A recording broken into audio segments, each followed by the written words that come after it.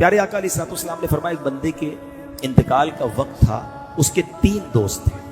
اس نے ایک کو بلایا اور کہا کہ تم میرا انتقال کا وقت ہے، تم میرے ساتھ کب تک رہو گے؟ تو اس شخص نے کہا کہ میں بس آپ کی روح نکلے گی اور میں الگ ہو جاؤں گا آپ سے، آپ ادھر انتقال فرمائیں گے اور میں آپ سے دور ہو جاؤں گا. دوسرا شخص دوسرے دوست کو بلایا کہ تم میرے ساتھ کب تک رہو گے؟ تو کہا جب آپ کی روح نکلے گی تو میں آپ کے ساتھ قبرستان تک چلوں گا اور آپ کو قبر میں دفنا کے پھر میں واپس آ جاؤں گا، آپ کے راستے الگ میرے راستے الگ.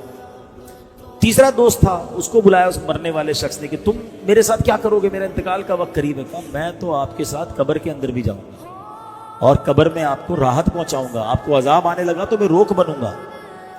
اب نبی پاک علیہ الصلوۃ والسلام نے فرمایا بتاؤ کون سا بندہ دوست اچھا ہے جو مرنے کے بعد قبر میں بھی کام آئے؟ نبی پاک نے فرمایا پہلا وہ شخص یا پہلا وہ دوست جو مرتے ہی تعلق ختم کر دے گا، وہ پتہ ہے کیا ہے؟ فرمایا تمہارا مال.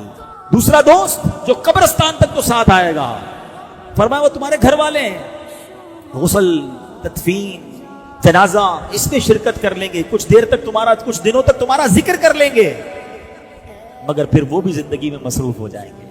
کسی اور کی بات کیوں کرتے ہو، اپنی کر لیتے ہیں نا، کسی اور کو چھوڑو.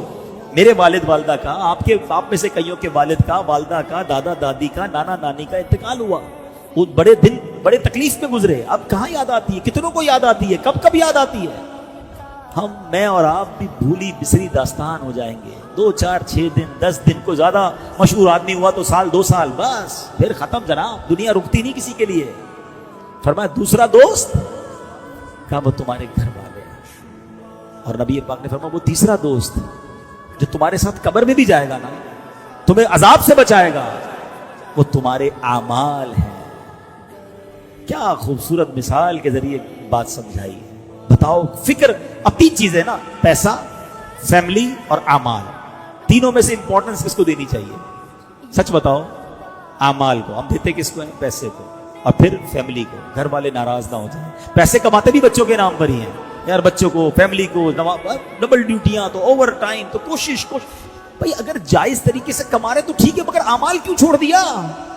حرام میں کیوں پڑ گئے؟ نمازیں کیوں قضا ہو رہی ہیں؟ کیونکہ یہ تو قبر میں جانا تھا، کوئی قبر میں نہیں آئے گا میرے ساتھ.